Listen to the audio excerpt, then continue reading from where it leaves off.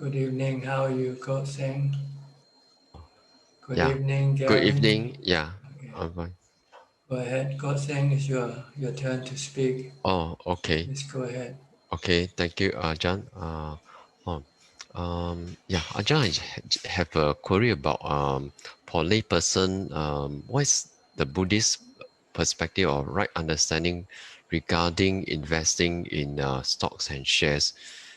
Because I have this thinking that investing in stock and shares is it our so-called our greed, the three departments of greed, hatred, and delusion. Does it actually comes in play, and how do we so-called manage it? Yeah. Oh, it's just a business.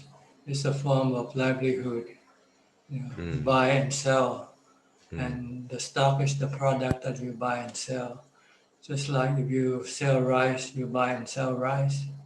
So it's just a matter of business, really, commerce. Nothing to it.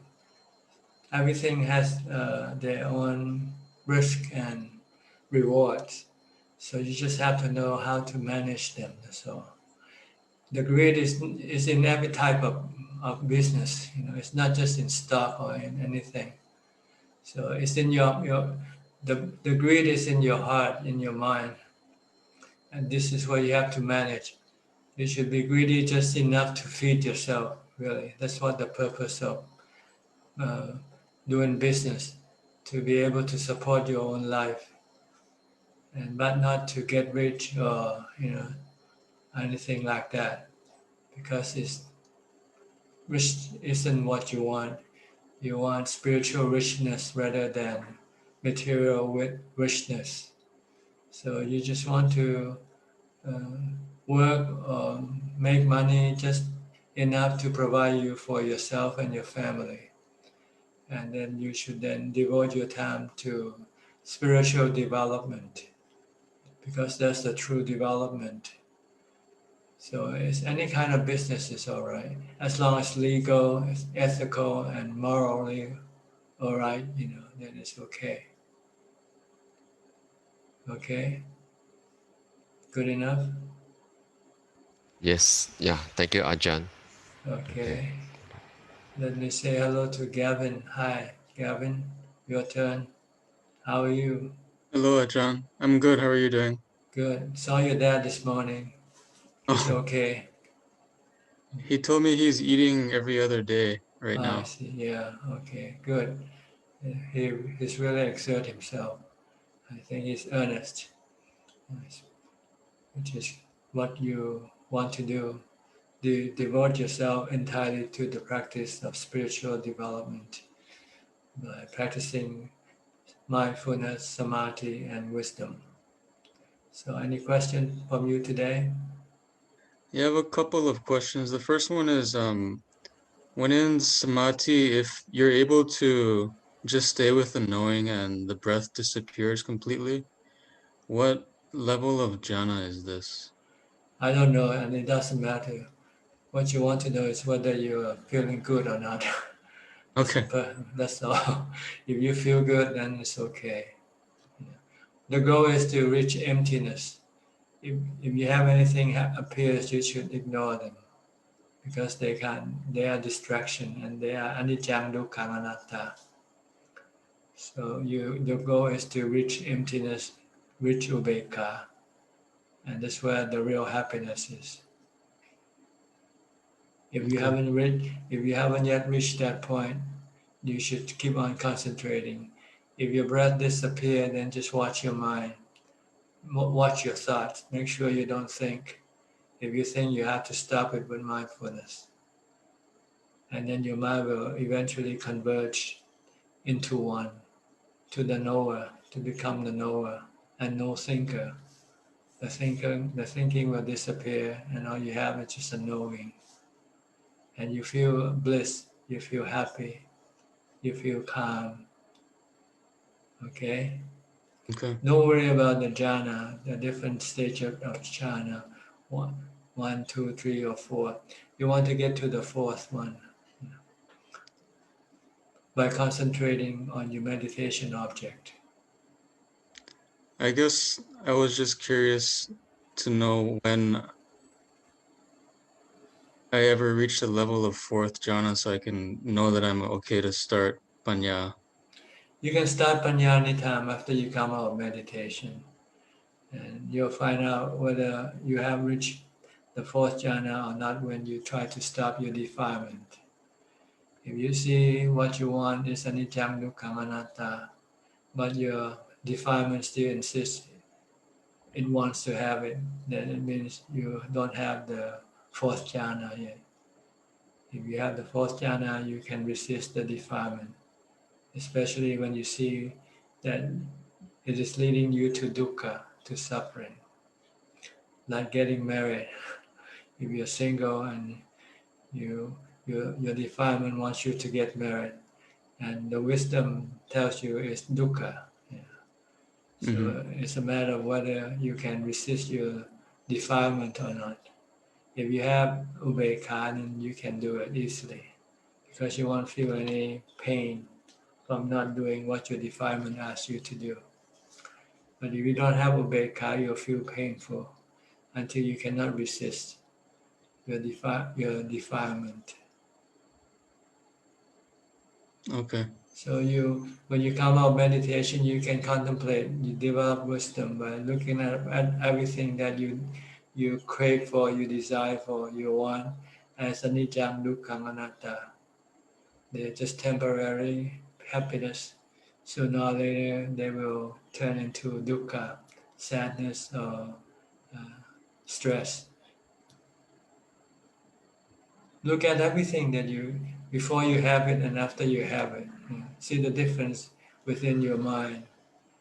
When you have nothing to lose, right? But as soon as you have something, then you're gonna you're gonna to lose that thing sooner or later. And the fact that knowing that you will have to lose it already make you stressful, anxiety, anxious, worry. So it's better not to have anything, only the basic necessity of life. Then you don't have much to worry about because you have got nothing to lose. The only thing you have to lose now is your own body. And that you also have to contemplate as anicca dukkha anatta. Sooner or later, you're going to have to lose this body, everybody. So if you can contemplate on this truth and then your mind does not resist this truth, then you will go happily. If you resist, when you have to go, you'll go very uh, painfully. Okay. All right. So you can contemplate any time when you're not in samadhi. The only time you shouldn't be contemplating is when you're meditating. When you're focusing for concentrate, for calm, for peace, for emptiness, for end of thinking, then you should not think because that's not that will interfere with your goal of emptying your mind of thoughts. Yeah. But once you are out of samadhi and you're going about doing anything, everything you see, you feel, you touch, you can always contemplate that they are anicca dukkha anatta. Anything you have the desire to have, you can contemplate them as anicca dukkha anatta. Or if you have nothing to crave for, then look at your own body. You still crave for your body. You still crave for it to be healthy, to have long life. But this is not possible because according to the truth, the nature of the body is very unstable. You don't know when anything's going to happen to it. So you have to prepare your mind to accept when things happen to your body. Then you will not be painful. You won't feel any suffering or dukkha. But you can manage your body as much as you can. Try to fix it if something's wrong with it. But if you cannot do it, then you just have to give it up. Okay? Thank you, Ajahn. All right. Okay, Naomi, how are you? Last time you said you were working, right? When you All right. How are you? I'm good, thanks. I'm well, thanks. How are you? Good. Good. How's your practice going? Okay. Yeah, it's going okay. I find my samadhi is really up and down, and recently, what I'm finding is I do think sati and panya is a bit stronger, and so sometimes what will happen is one defilement will come very, very strong. And then once I have satipanya to come and notice and just see it like a disease, then it just kind of disappears, and I feel peaceful again. And then it just kind of happens really frequently. So it's really uncomfortable, but I feel like I guess I'm developing in some energy or letting go of some habits or something, but this strong, especially anger and also doubt about myself, it comes very, very strong and overpowering, and then I have to just think in the correct way, and then it disappears. That's right. When you think in the right way, the way of wisdom, then you can manage your mind. If you think in the way of defilement, then you can get your mind into trouble. So try to be think in terms of the three characteristics of existence, if you can.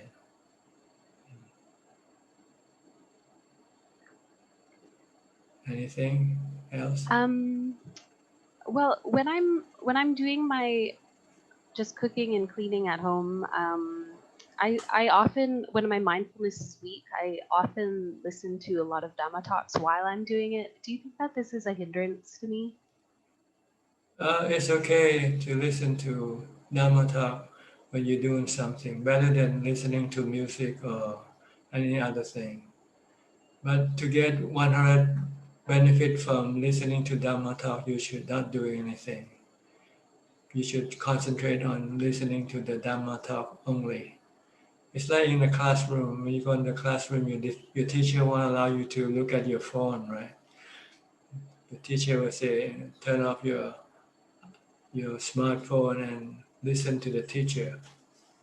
Because when you listen to your teacher and you're doing something else, you're dividing your mind up into two parts, two places, and it has to switch back and forth. So you won't get the full benefit from listening to your teacher, to your Dhamma talk, because you have to do something else at the same time. But it's better than thinking aimlessly. If you think Dhamma can help you, anchor your mind at least with your work and not thinking about other things, then it's okay.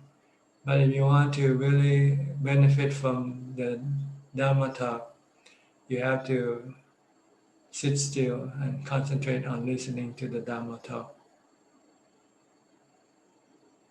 Okay? Okay, thank you. Thank you. All right. Okay. Let me, I have to switch my lighting, maybe better. I'll come back in a minute, a few seconds.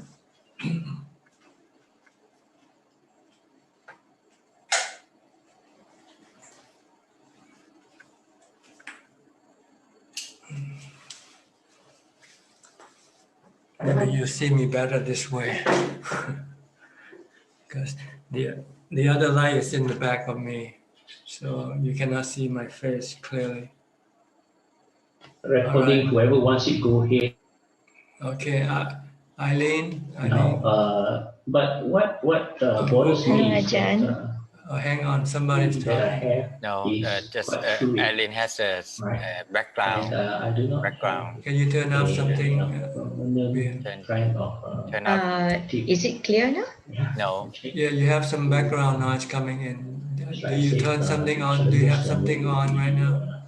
No, actually this is my husband is having another Zoom call. Oh, the I other day. see. Yeah. Okay. All right, then go ahead. Go ahead. Good evening, Ajahn. Where are you from, by the way? I'm from Malaysia. Malaysia. Yeah. Okay. I just have a question here.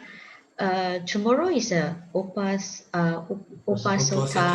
days, right? Yes. What can we do or what can't we do during Upasota days? We'll say Uposatha or observance day. It's the day in which the Buddha said Buddhists should stop working and then devote their time to studying the Dhamma teaching and practicing the teaching of the Buddha in as much as they can. If you haven't kept the 5 precepts before, on other days, maybe you want to keep the 5 precepts on that day. If you've been keeping the 5 precepts already, then maybe you should keep the 8 precepts. If you haven't been doing any dana, then you should do dana on that day. To do the 3 practices, dana, sila, and bhavana. Okay, for the 8 precepts, right?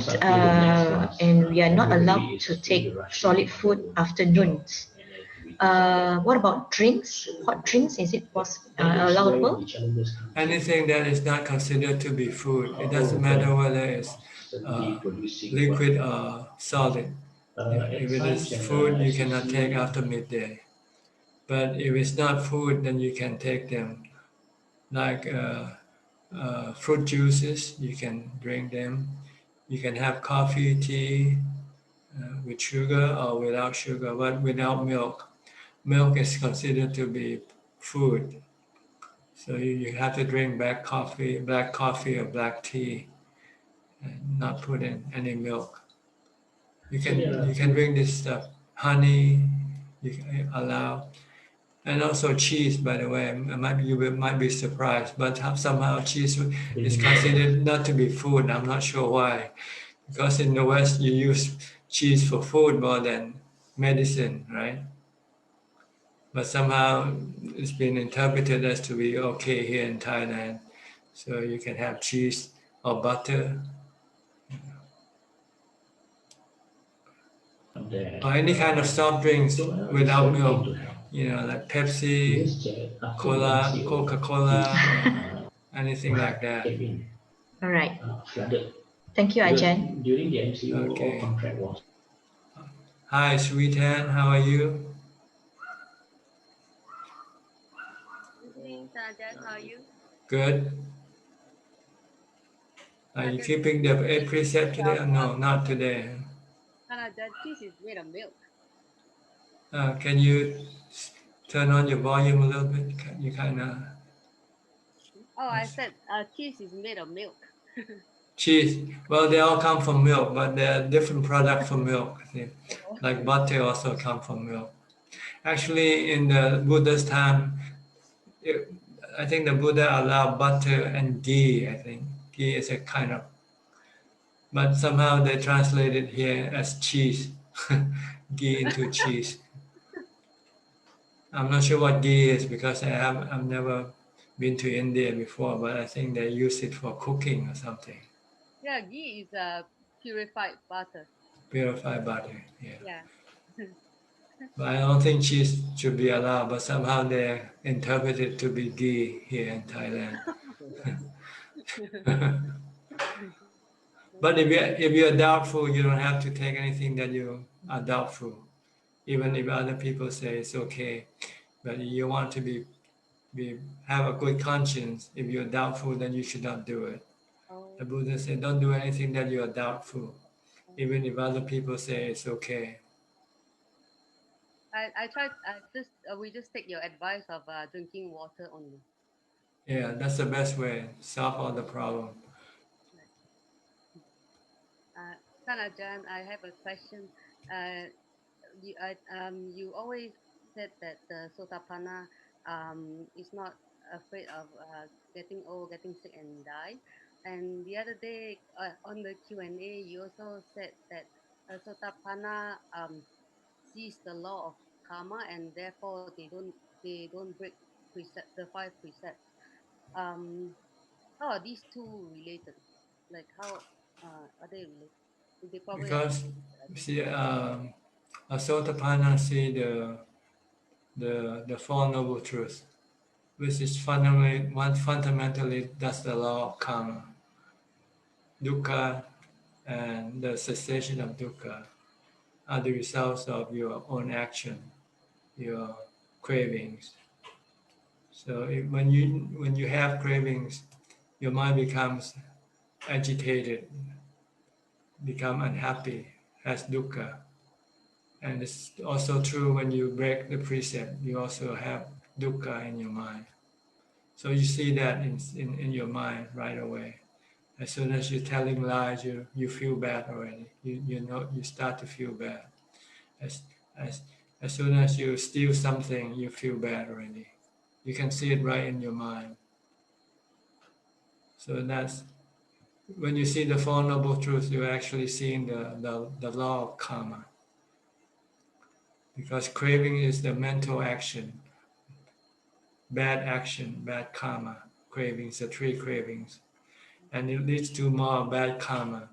When you have cravings and if you cannot get things the way that is not bad karma, sometimes you do it with bad karma. Like you want to have money and you cannot get it by working, not enough money, then you might go steal money. But when you steal, you feel bad. You could feel bad right away inside your mind. You know, a sotapanna knows when he breaks the precept, when he do any bad karma, or have any cravings, his mind will start to feel bad. So he doesn't want to have any suffering in his mind. Then Ajahn, so the Sotapanna is probably You have to speak louder. Your voice kind of soft today. I'm not sure why. Sorry, Okay. then Ajahn. So a Sotapanna, they will have enough mindfulness to see it before they actually break the precept. Like it's quick, because I think for us, we can see the suffering when we break the precept, but probably not quick enough to sometimes, probably not quick enough to stop it before we broke it. But the Sotapanna will a be. Sotapanna is he has mindfulness, and he know from past experience when he did bad karma, he felt bad. So as soon as he wants to repeat any bad karma, he will stop. See, you see the bad karma even arising from not the bad karma, not the precept, but just merely clinging to the body itself. It's already bad karma for. He can see that right away. Clinging to the body, attached to the body, and having the desire not to get old, get sick, or die. He can see the bad feeling right away arising in his mind. So the clinging to the body itself is already a bad karma, Ajahn? Is it? It's the consequence of your delusion, the lack of wisdom, not seeing that your body is not you, see? Not seeing it as anicca, dukkha, anatta. So you cling to your body because you have cravings. You need the body to support your cravings. You need to have the body to do what you want to do, like getting married, going to holiday, watch the movies, eat the food you like, drink the drinks you like. You need to have the body. See? So you attach to the body, and you don't care. You don't want to think. Even the truth is right there in front of you. Everybody see that the body will get old, get sick, and die, but everybody pretend not to know, to see it. Because when we think about getting old, getting sick, or die, we feel bad. So we don't want to. We don't want to think about it. We want to forget it. Then, so when you have this attachment, then when anything happens to your body, when you think of getting old, you feel bad already, because you have this vipawa tanha, the desire not to get old. When you hear about the virus spreading and causing sickness, you already feel bad because you don't want to get sick. And when you see somebody die, you feel bad already because you don't want to be like them, right? These are the result of your mental bad karma. Mental bad karma are your defilements, your craving, all of your cravings are bad karma. Except the craving for Dhamma is good karma.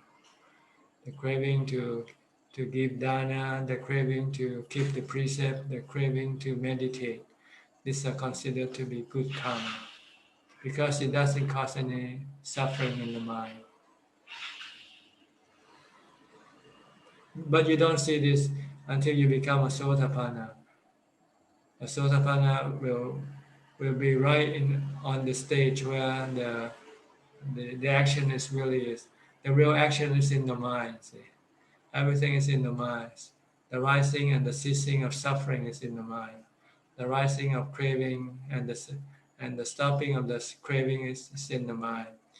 But normally for ordinary people, they don't look inside the mind. They go look outside instead. So when they see anything that makes them feel bad, they blame the thing that they see.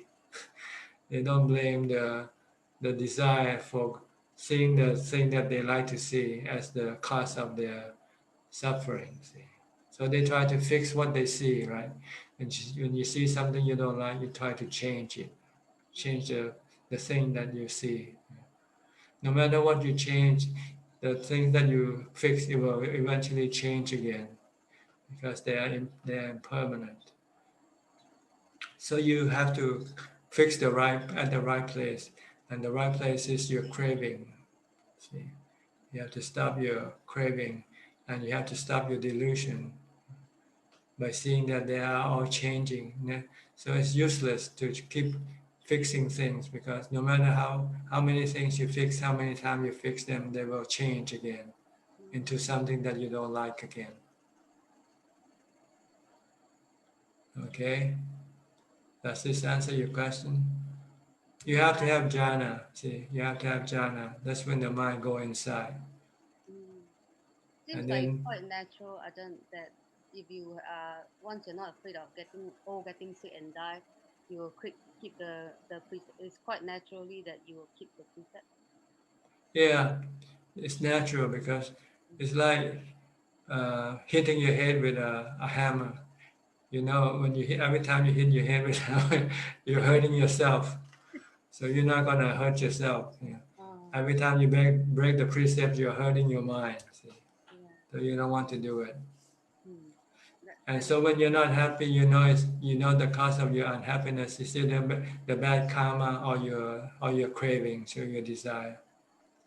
So you don't need to go to see a fortune teller or somebody to alleviate your suffering, you know, because you know your suffering is caused by your own bad karma or your cravings. So all you need to do is just come back and stop your cravings or stop your bad karma. If you cannot stop with wisdom, then you should use mindfulness first. Use a mantra. Just keep reciting the mantra when you feel bad. After a while, your mind will stop desiring, stop craving. Then your mind will become calm, and then your suffering will disappear. Your bad feeling will disappear. So it seems like Sotapanna know the way to calm his mind. You have to speak louder because you speak so soft. Sotapanna like knows the way to calm his mind, either using wisdom or either using samadhi. That's right. If he cannot use the wisdom yet, because there are still things that he hasn't yet contemplated, like he still have sexual desire, and he doesn't know yet how to curb this sexual desire until he studied that you need to contemplate on a supa. If you cannot use the supa yet, if you don't know how to develop a supa yet, when you have sexual desire, you can stop it by reciting a mantra until your sexual desire disappear. But it will disappear temporarily. As soon as you stop reciting the mantra, it might start thinking about the thing that caused it to have sexual desire again. So you need eventually to contemplate on a supa to really get rid of your sexual desire permanently. Okay. So Sotapanna hold the truth like all the time, or just like 50%? Like, What? Sotapanna hold this truth, like Four Noble Truth, all the time. I mean, he's mindful. Regarding his body, but not other thing. His body and other people's body, or any possession, anything outside of the mind, he has no suffering. He has no concern. If he should lose his wealth or anything like that, losing his house or anything like that, he can deal with the situation because he can deal with losing his own life. See? Once you can deal with losing your own life, then you can deal with all your possession because they are connected to your life, to your body. Oh, okay. Yeah. But you haven't yet get rid of your sexual desire. Okay. That's a sotapanna. So every time you see a beautiful person, a good-looking person, you can have sexual desire toward them. So you have to switch the beautiful, good-looking people into bad-looking people by thinking of them as a corpse, as a walking corpse. Try to see under the skin what contains inside the body. When you can see that, then your sexual desire will then disappear. Okay. So the Sotapanna still have dukkha, still have problem he has to solve. But he knows the way to solve is the same way as he solved with his body.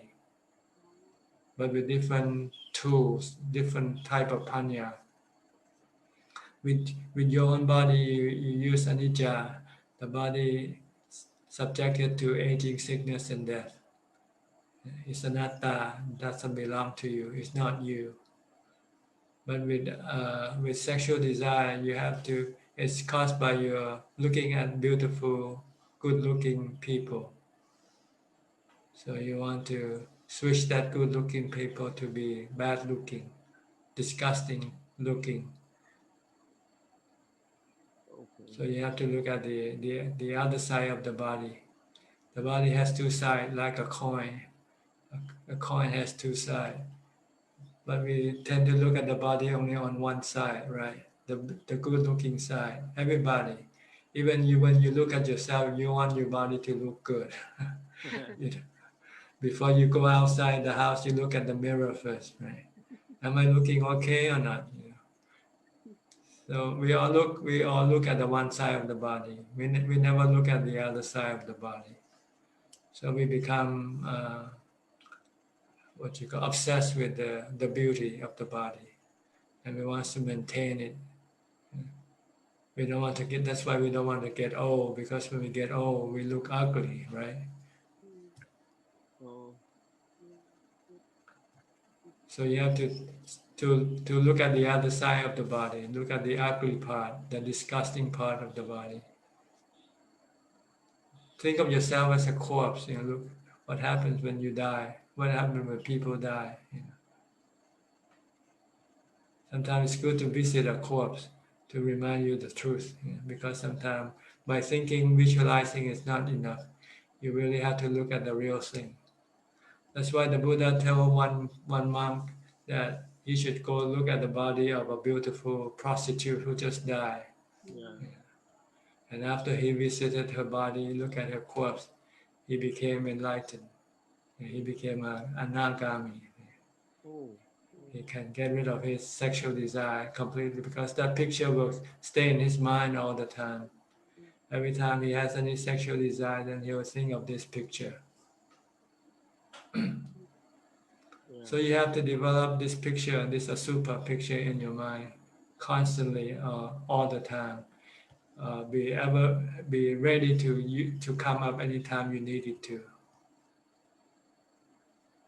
I think I'm lucky, Ajahn. I got to see many corpses when I was working as a doctor. Yeah. And it stays. But you I use it for my practice. Yeah, but you still cannot stop it entirely, right? No, like you always say, we keep. I keep forgetting. Keep forgetting. Yeah, keep It's a forgetting. forget. Yeah. When you are enticed by your sexual desire, everything else you forget. You just keep thinking of that good-looking body. and nothing else. Throw the corpse away. Only see it afterwards when you finish.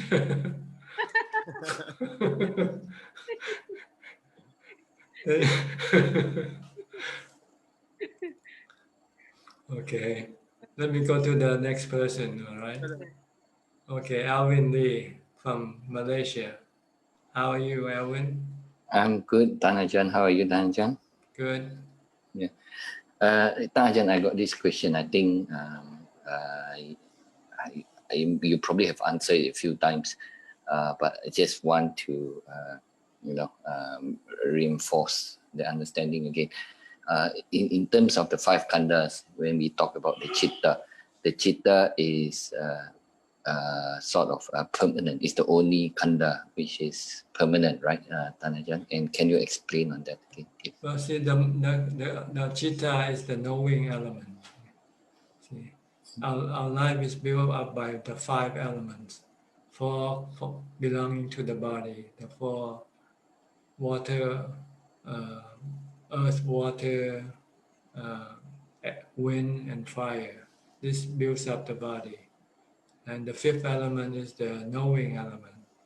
It connects to the body through the khanda, the nama khanda, the vijnana khanda. So the vijnana khanda is in the knowing element, in the citta. It comes with the citta, the four nama khandas: Vedana, Sanya, Sankhara, Vijnana, which allows you to feel, to perceive, to think, and to connect to the body, to the sensual organs that will allow you to access the sensual objects. So then four nama khanda are parts of the mind, parts of the knowing element, the citta. We see the four nama khanda as anicca in the sense of changing, not impermanent. The four nama khanda doesn't disappear like the body does. The body will dissolve because the four elements will separate. But with the four nama khandas, it never separates from the mind. It stays with the mind, go with the mind, because it acts as the servant of the mind. It does things for the mind. It feels what it let the mind feel, let the mind think, let the mind perceive, let the mind connect to the body. But they keep changing. Your thought keep changing. Your feeling keep changing.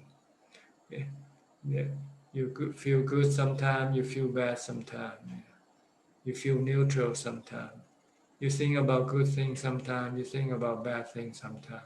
So this is what it means by impermanent.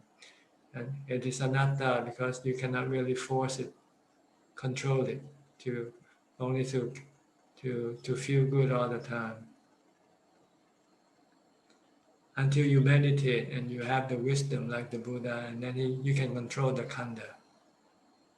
To a certain extent, you can prevent the khanda from thinking in a way that will cause you to have suffering. But you can still not stop the khanda from thinking. The Buddha cannot stop his khanda from thinking. But he can direct them to think in a way that is not harmful to the mind. Okay? So the mind or the citta, the knowing element, has the four nama khanda as part of the mind. They come with the mind, the four nama khandas. So it's permanent, right, the chitta? The knowing element, the It's citta, permanent. doesn't die, doesn't disappear.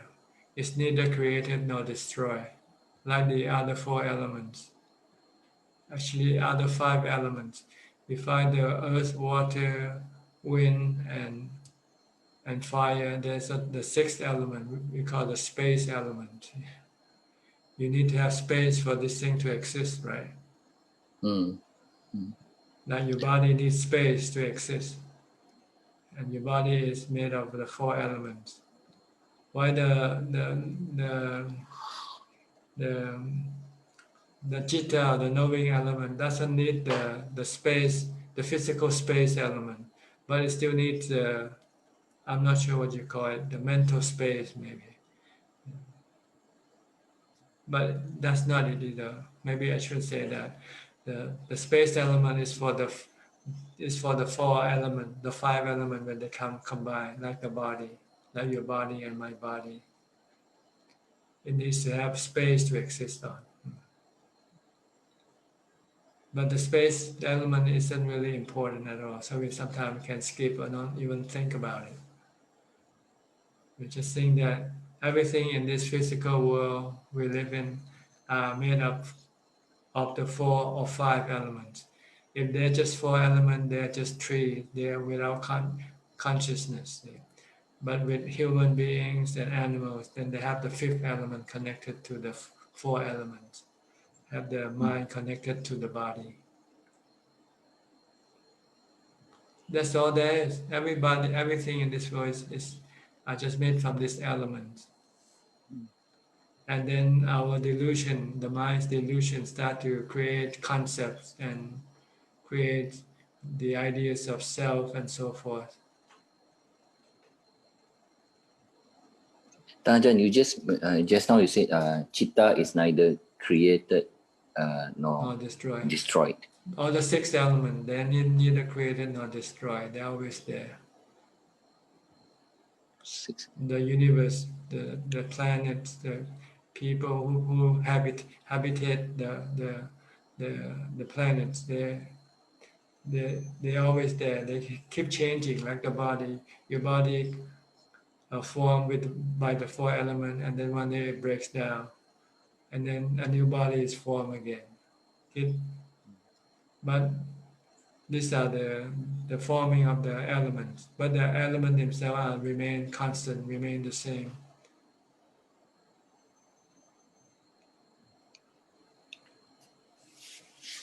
All right. All right. Thanks. Okay. Next is Forrest Tom. Hi, Forrest from Massachusetts. How are you? Hi, Ajahn. I'm doing well, thank you. Good to be here. I have a few questions today. Go ahead. So, my first question is that although I'm spending most of my time by myself, but still, when I spend time with other people, I feel very attached to them, and that's painful. So, how can I deal with this, especially when I have to leave them? Because you are attached to them, see, because you don't contemplate on wisdom that everything is anicca, impermanent. So you should every time you're in contact with something, you should remind yourself that this is only temporarily. Every meeting is temporarily. Like our meeting is temporarily. After 2 hours or so, we'll separate. We'll go out different ways. Mm-hmm. So every time you have any contact with anything or anybody, you should have this truth in the back of your mind that everything is impermanent. Okay. Another question I had is that I think that I get very attached to my ideas and opinions, especially about Buddhism. Sometimes when I hear other people say things about Buddhism and I disagree with it, then I can feel that I'm very attached to my opinion. So I'm trying to not be so attached, but I don't really know how. You should think that your idea is only good for you, see, not for other people. Mm-hmm. Other people have their own ideas. So don't try to impose your idea upon other people. Then there will be no problem. Unless if they want to share your idea, they want to borrow your idea, then you can let them have it. But if they don't ask for your advice, then don't give them. Like today, I come here and you want to share my ideas. You want to borrow my ideas, so I tell you what I think. And you can take it or leave it, I don't care. But since you are here, you asked me to share it with you, I share it with you. Whether you believe it or not, whether you see it the same way I do or not, it doesn't matter to me. Because I'm not worried about other people, I'm worried about myself. I just watch myself and make sure I don't hurt myself by my own self, by myself. Other people cannot hurt me. The only people that can hurt me is myself. So I have to keep looking at myself and not at other people. And leave everybody alone. Let them do what they want to do, say what they want to say, because I cannot stop them or force them to. So you should look at yourself, not look at other people. You can share the ideas. If they don't believe it, say, okay, stop. You don't want. If you don't like it, you don't believe it, fine with me. It's up to you. I believe it is my business. You don't believe it, it's your business. Simple, right? Yeah, that makes sense. We don't mind our own business, really. That's the problem with us. Oh, we keep minding other people's business. Yeah. That's why we have problem in this world, trying to meddle with other people's life. Why can't we just leave them alone? If you see the law of karma, and then you say they are what they are because of the law of karma. They did what they did is because the law of the karma. Yeah, I think it bothers me when I think other people are wrong, but I just mind my own business. You can meddle if they want your help, then you can do it. If they don't need your help, then you shouldn't interfere with their life. And my last question is that some people teach about the vipassana jnanas, so I just wanted to ask Ajahn if you could explain how we should think about that. Well, that's part of the teaching, but they just skip the step before that. Before vipassana, we have samatha practice, meditation practice. But since they find it difficult to do, then they say maybe we don't need samatha. We just go into vipassana, which is easy to do vipassana. You just keep thinking, and once you understand, then you become enlightened. But it's not real enlightenment. It's just enlightened in the theory way, not in the practical way. You can still not get rid of your attachment to things, but you know they are impermanent, and you know that if you attach to them, you have dukkha, but you still cannot give up your attachment. Like when you said when you leave, when you have a meeting with people and when you don't see them, you feel sad. See, that's vipassana. If you see, that's impermanent. People come and go, but your mind still cling to them. Even though you have vipassana, you know that they are impermanent. But when they leave you, you feel bad, you feel sad, because you don't have upekkha, you don't have samadhi, you don't have the fourth jhana. If you have the fourth jhana, you can remain calm and peaceful and not disturbed by whoever come or go. People come and go, but your mind will still remain the same, not affected by the coming and going of people.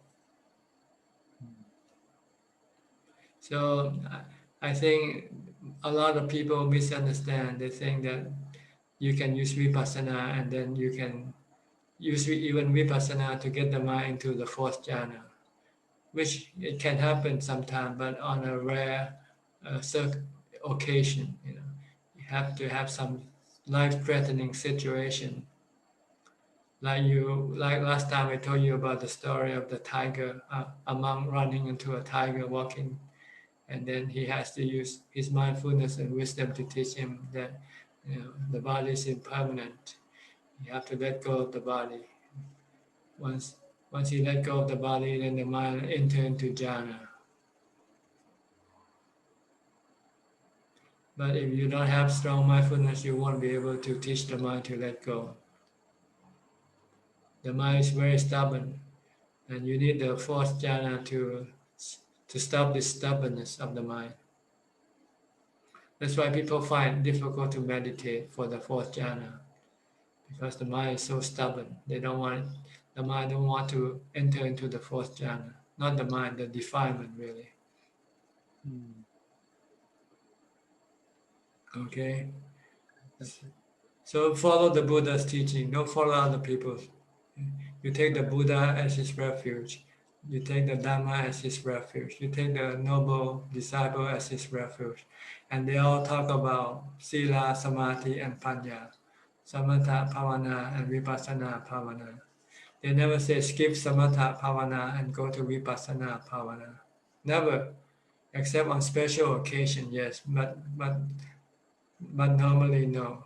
You have to go through these steps. Sila support samatha, samatha support vipassana. Vipassana support vimutti, freedom from suffering. That's the steps of the Buddha's practice teaching. You study, the Buddha is the one who said that Sila support your practice of samadhi. Your samadhi support your practice of vipassana, of wisdom, and your wisdom support the deliberation, the freedom of the mind, delivering the mind from freedom from suffering. So you need all these, and they come step by step. You cannot do them ahead of one or the other. You have to go step by step. Unless you have in your previous life already. Some people already had fourth jhana in their previous life. So when they listen to Dhamma talk, read Dhamma books, they can become enlightened right away. They don't need to go to Samatha Bhavana because their mind already have Ubekkha. Like the story of the man who asked the Buddha for advice when the Buddha was on his arms round. And the Buddha said, "Oh, I'm busy, I cannot give you advice right now.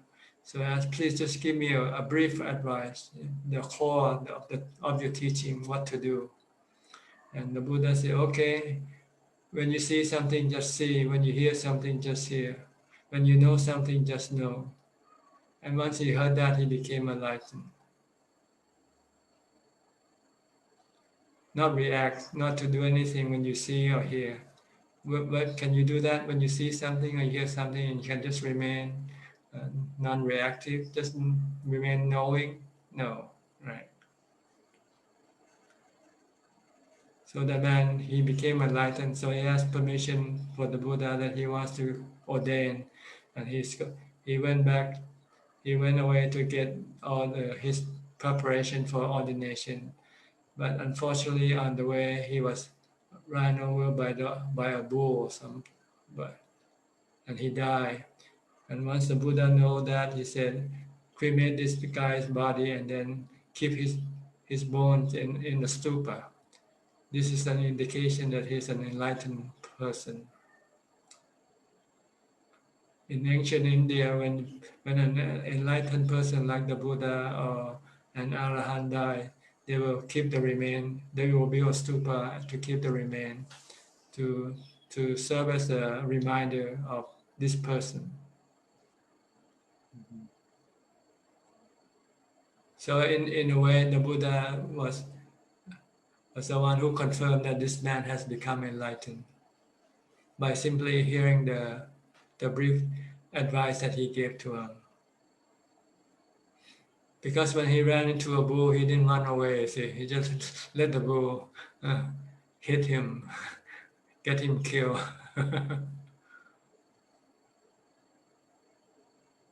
Okay. Okay, thank you. Let me go to Kenneth. Hi, Kenneth from Switzerland. How are you? Hello, Ajahn. Very well, thank you. Any question today? Yeah, I have a question. You were talking about Samatha Bhavana to reach the fourth jhana. And my question is, if you, in order to attain the level of Sotapanna, is the fourth, do we have to reach the fourth jhana as a prerequisite? Yes, all the supramundane level from Sotapanna to Arahant, you need the fourth jhana as the support. Okay. Or else you cannot you cannot stop your defilement. See, with the fourth jhana, you have the strength of ubeka to stop your defilement. When your wisdom teaches you that this defilement is wrong, it's bad for you, then you can stop it. But if you don't have the fourth jhana, then you just have your wisdom will be just theoretical, not practical. Cannot use to get rid of your suffering yet, because you cannot stop your defilement. Okay. Is that all for you? That was all. Thank you, Ajahn. Okay. How about Shweta? You want to talk, or I think you turn off the video? So. Good morning. Sorry. Good evening, Ajahn. For some reason my video is not working. Okay, So, okay. Doesn't matter. Just if you want to have any question, you can go ahead and ask. I do not have any questions, Ajahn, today. Okay. Well, nice talking to you. Nice to talk to you too. Hope you fix your video. So, yeah, I'll call at my work today and figure it out why this is not working. What are you using right now? Laptop or phone? Laptop. I used to use laptop earlier too, but like it's been few days that this camera is not working. I see. Okay. All right. Just listening then. Okay. Okay. Thank you, Ajahn. Okay. Next, Philip from Malaysia. How are you? Good evening, Ajahn. I'm fine, thank you. How are you, Ajahn? Fine, thank you. I have a few questions, some of it which are also related to several questions which were asked earlier. My first question is the sankharas. Are they brought in from the previous life into this life?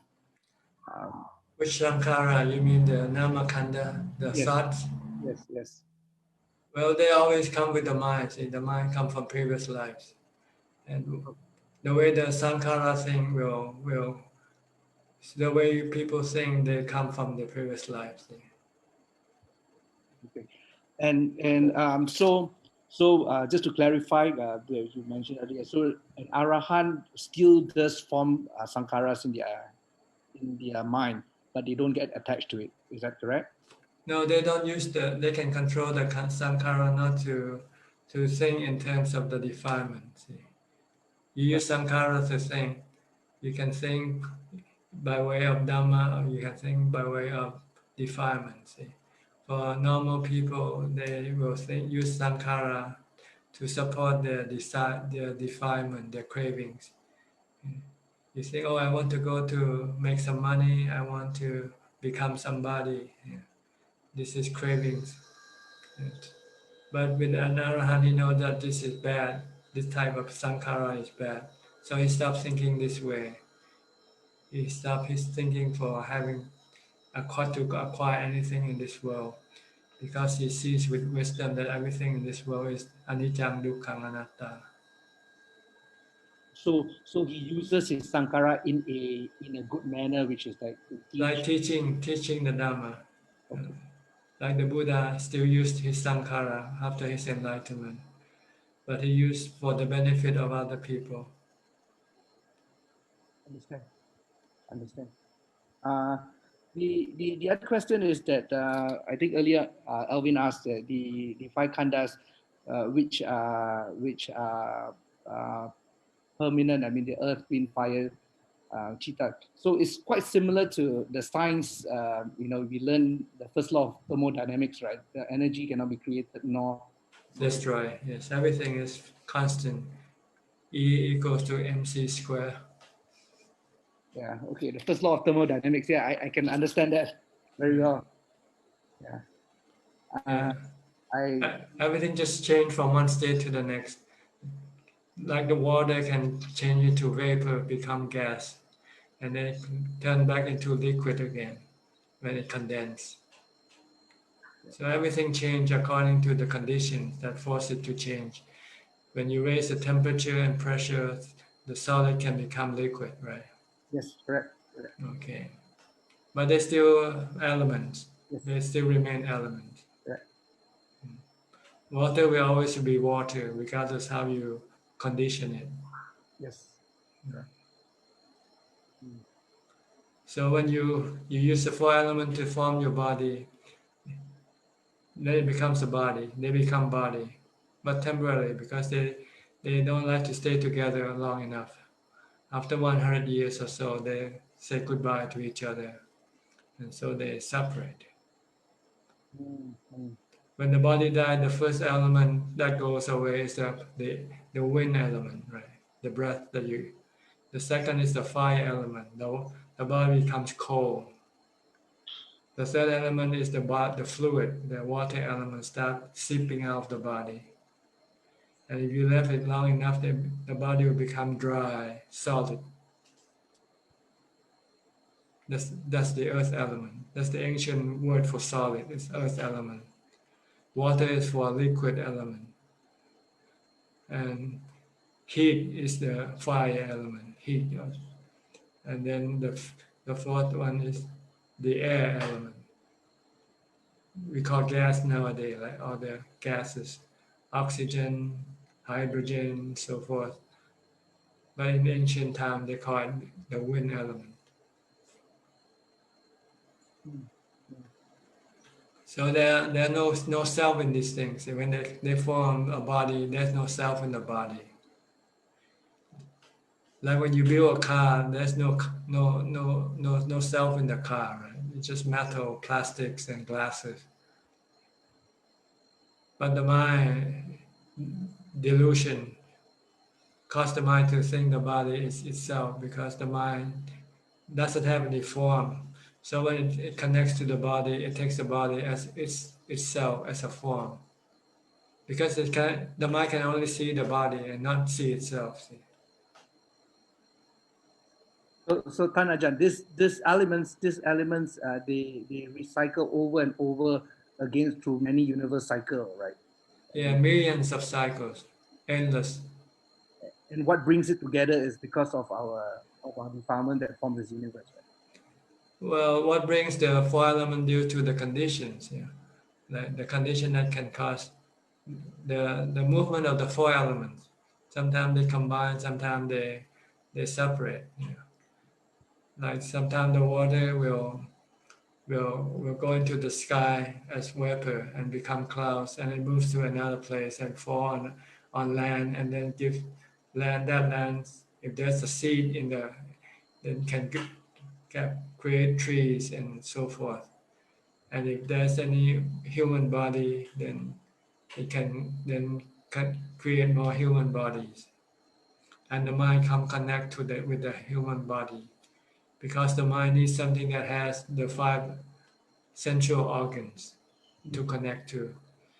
That's why it doesn't connect to a tree. The mind doesn't connect to a tree, because the tree has no sensual organs for it to connect to. And the reason why the mind connects to the sensual organs, because it has sensual cravings in the mind.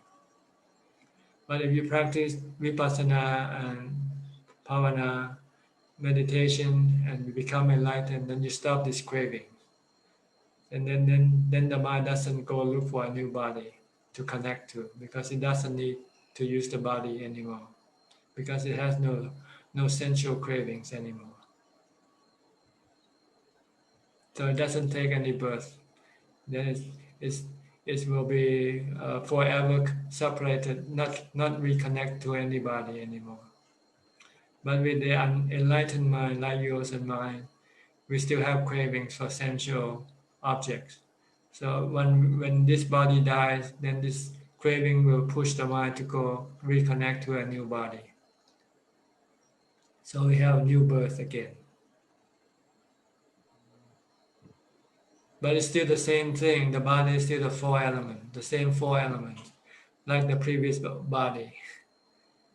And the five sensual organs, just like the previous body. So Tanajan, when some beings which they pass away and they are reborn into the realm of no perception or no body, so does it mean that their sensual desire has reduced a fair bit. Like if you have jhana, you suppress your sensual desire, but you don't get rid of your sensual desire. See? So when your mindfulness become weakened, then the sensual desire can come up again, and cause you to change from another realm, from the rupa realm to the deva realm, for instance, because the devas still have this sensual desire. And then later on, it will then take up the human body for a bigger type of, a stronger type of sensual desire. Coarser, let's put it that way.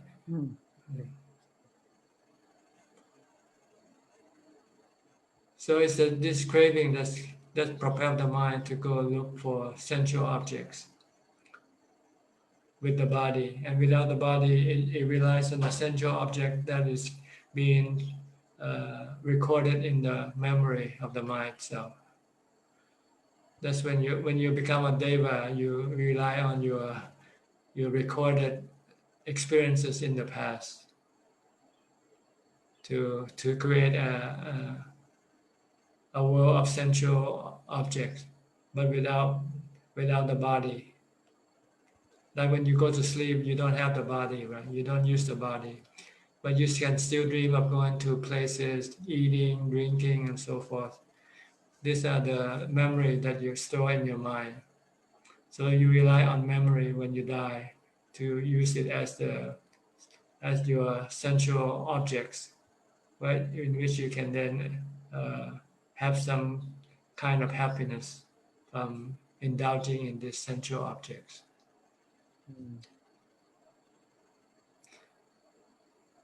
And you will have good experiences if you did good karma.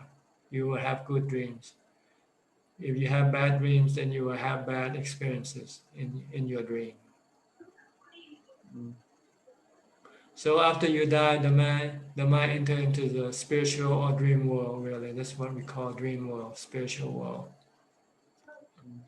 And then it will remain in that state until the recorded messages that you have recorded expire. When the good or the bad karma expire, then you have to get a new body in order to enjoy more sensual objects. So is that why some Buddhist cultures, they believe like there is this 49-day waiting period or a 3-month waiting period before people are reborn? Anything, or those are just traditions? I think maybe because they still have attachment to the person who died, and they just don't want to feel like getting rid of them right away as soon as they die. So they want to show some respect and some sort of a love toward them. So you want to keep them. Some people keep them for many years. They don't want to cremate or bury, so they can visit the casket every once in a while to feel that they're still with that person. But there's nothing in Buddhism. The Buddha said, keep my body for 7 days and burn it and cremate it.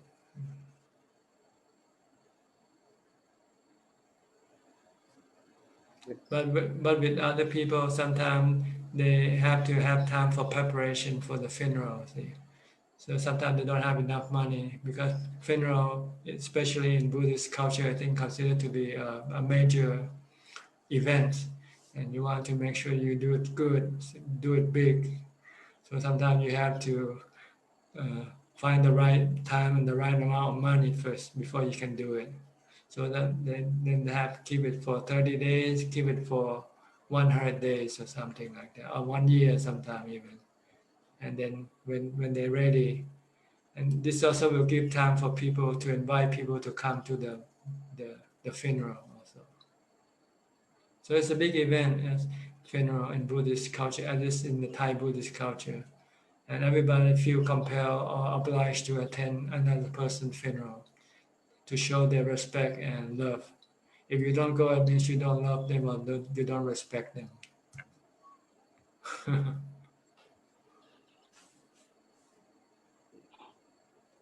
All right. All right. All right. Okay. Thank you. Thank you, Ajahn. Hi, Joe. You're next from Malaysia, Joseph Chi. Hello, Ajahn. Hi. How are you? Yeah, Ajahn, I have a few questions.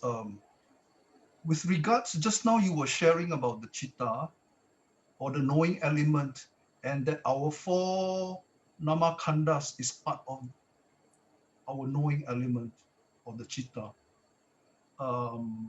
So when we die, the four namakhandas go together with our knowing element That's into right. another rebirth. That's right. So where is the identity of self in the? I know that there's no identity of self with the body, which comprises the four elements of water, earth, air, and fire. But is there a self? Is there a self identity with our knowing element? It's the four namakanda that forms the identity of a self. You think and you remember, and you keep remembering that's a self. And this is driven by your delusion, the mind's delusion, not knowing the truth of the true nature of the mind as being the knowing element. So it doesn't know that the true nature, it starts to conceive of ideas of a self. By using sankhara, you keep thinking, I am me, so you are me, right? But when you stop thinking, then your me will disappear. Like when you meditate, and when your sankhara stop thinking, your memory stop functioning. Then all that is left is just a knowing. See, so then you come back to the true nature, the real nature of the mind, which is the knowing element, from your meditation practice. So that means the real knowing mind is just a totally silent mind that is empty. Just knowing. Just knowing. Yeah. So the identity of self is because of our memories, of our sense perceptions, and our feelings that we Yes, have accumulated. It's a concept built up by the mind, using the thought and the memory as the truth. And these are all delusions. They're not real, see, they're not real. Right. It's like in the old days, people believed that the world is flat. See? It's just an idea, right? Right. But then somebody proved it later on that it's not flat, it's round. Right. Now we have different idea toward the earth. If we look at every time we think of the earth, we know it's round, right? Right. We don't say it's flat. It's just an idea. And self is just an idea created by the mind, by sankhara and vinyana and sanya, sankhara and sanya. Right. Sankara is perceptions, right? Sankhara is thought, volition, thinking. Okay. Sanya is memory or perception. Right. And consciousness is this is connected to the body when senses. Yeah, to the five sensual organs, Right. the vinyana. Vinyana. Okay. Yeah. And then by connecting, you get feelings when there's contact with the sensual objects. Feeling will arise after that. Right. And we go after good feelings. See? That's why we keep looking for the five sensual objects that we like, because every time we get into contact with these sensual objects that we like, we have good feelings. Right. But we also run into trouble because when they disappear, and then it makes you feel empty and sad again. Right. Tanajan, I remember reading something from Ajahn Chah's sharing about before we can break through to equanimity and to real Buddhist practice, normally during the period of starting the practice until we break through, it's a period of suffering also, because we realize our delusions, we realize our defilements, and we are trying to eliminate them. So during this period of becoming a real practicing Buddhist till achieving breakthrough, to move forward, this period is a period of how do we call it? Maybe suffering or difficulty because of the realization of the defilements. It's a struggle, see. You have to switch from your old ways to the new way. You've been used to the defilement ways. But when you study the teachings of the Buddha, and he said that's the wrong way to live your life. So you have to switch to the right way, to the Noble Eightfold Path. That's when you have to struggle, to fight with your old ways. Especially when you have to take up the ordained life. Yeah. It's the most difficult decision to make, from changing from a lay person to become a monk or a mechi. Because you switch your lifestyle entirely 180 degrees, like taking a U-turn.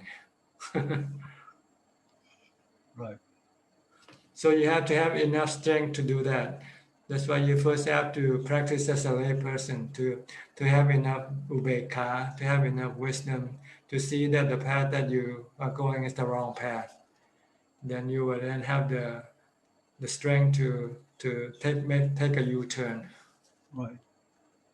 Right. But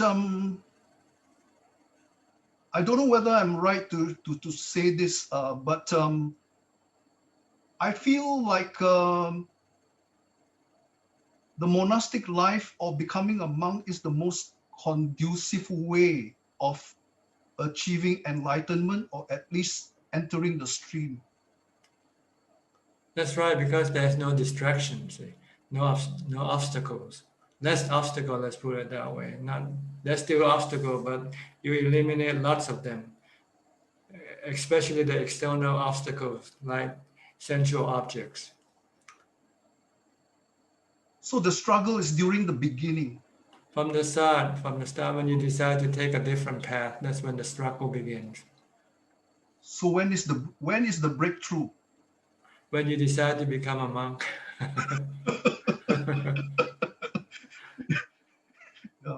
Yeah. I think that's the only that's the, not to say the only, but that's the most conducive way. Yeah. If a person can give up and renounce and become a monk. Yes, right. The best. Yeah.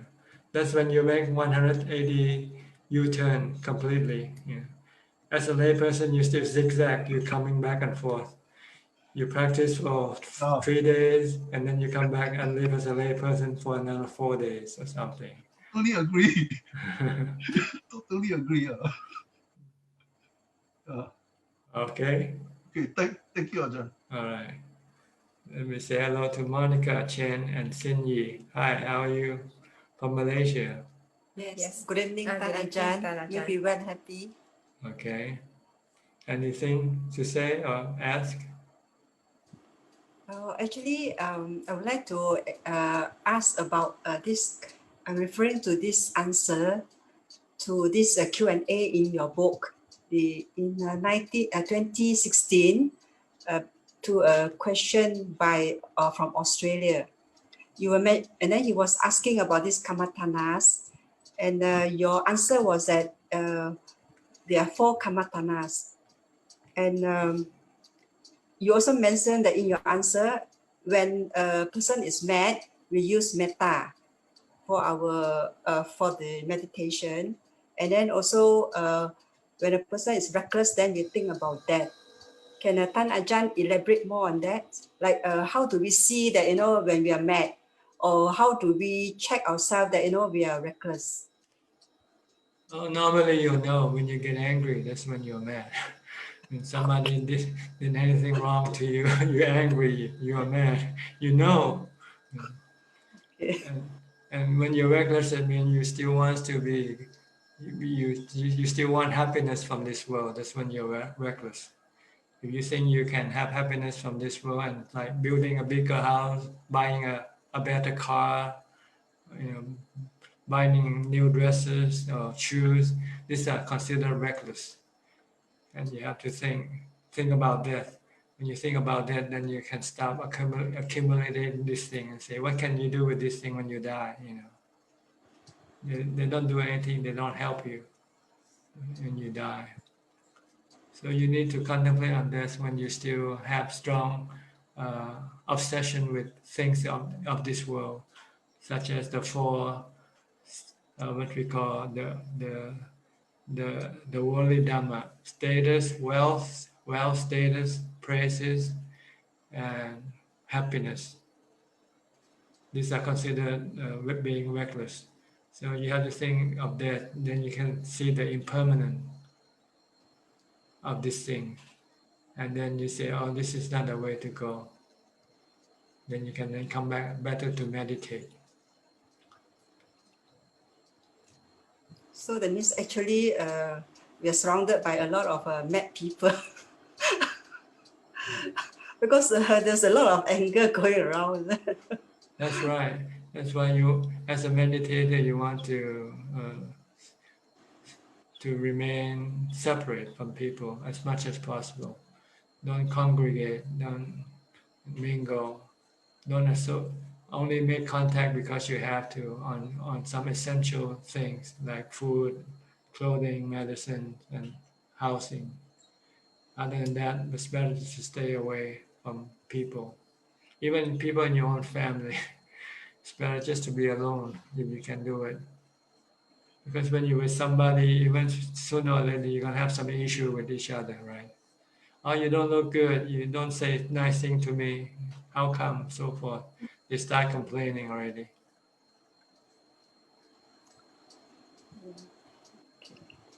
Thank Ajahn. So just I would like to thank you for all your Zoom meetings and Q&A. So actually you've been a very great inspiration to propel us to meditate more. So we've also been meditating a bit more. So but like we also plan to maybe end of the month to go for a few days retreat lah. So but like Tan Ajahn said, we'll be probably zigzagging lah. So probably we'll just go a few days to the monastery and then we'll have to come back to work again lah. Yeah, it's better than not doing it at all. So first you need to do this back and forth first. Eventually, when you develop more result from your practice, then you want to do more and more. Then eventually you will decide you want to do it completely, totally.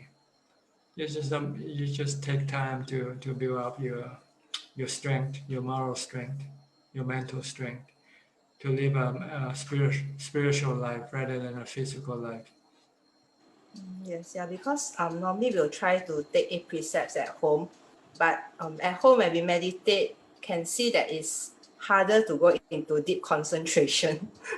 Yes, that's why you have to go and to retreat, because then you find you get better result. Okay. Right. And Tan Ajahn, I have one more question regarding the dependent origination, because avijja pachayo sankhara.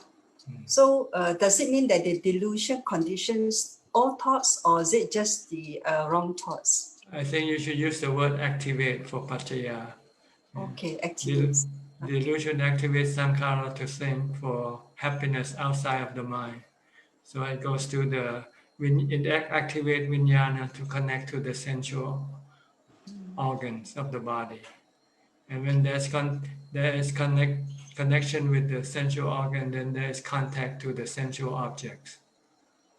So there's like a chain of events that connect each other, one to the other. First, with avijja, then sankhara will have to go look for happiness, because avijja doesn't know that there is happiness inside the mind. If you have Dhamma instead of Vichara, then you say instead of connect to the body, you say it's better to meditate. It's better to withdraw from the body. So are we referring that this sankhara, does it relate to all thoughts or is it just all the wrong thoughts? That means thoughts relating to happiness. The thought that propel you toward the desire for the three cravings. But if the thought about practicing dana, going to a retreat, meditation retreat, then this is Dhamma, activate the sankhara, the other sankhara.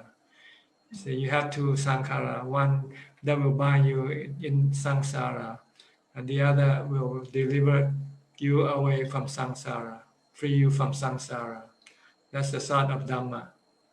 The thought that are driven by Dhamma, like giving dana. Instead of buying a new car, I say, let me donate this money to a hospital instead, because the old car is still working. Why do I need a new car for?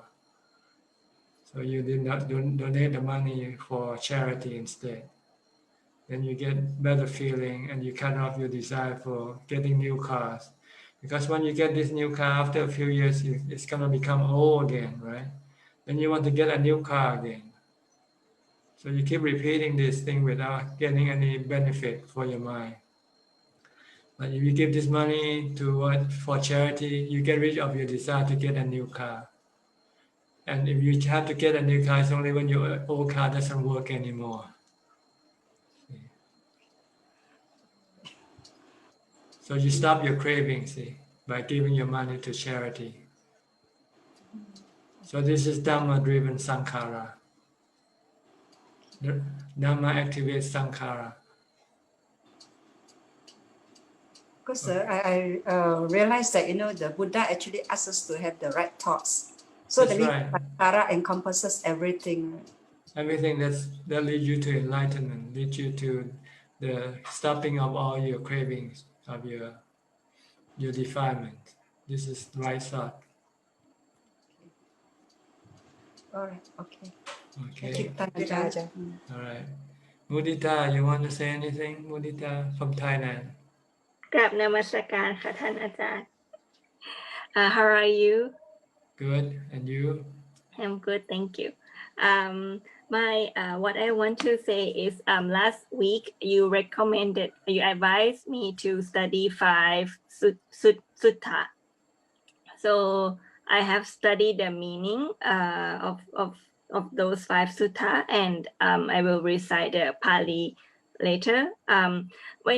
My question is, when I search for Satipatthana Sutta, Satipatthana, I also found another section in Tripitaka called Mahasatipatthana Sutta as well. There's the same one, except one is more, what you call more elaborate. The other more condensed.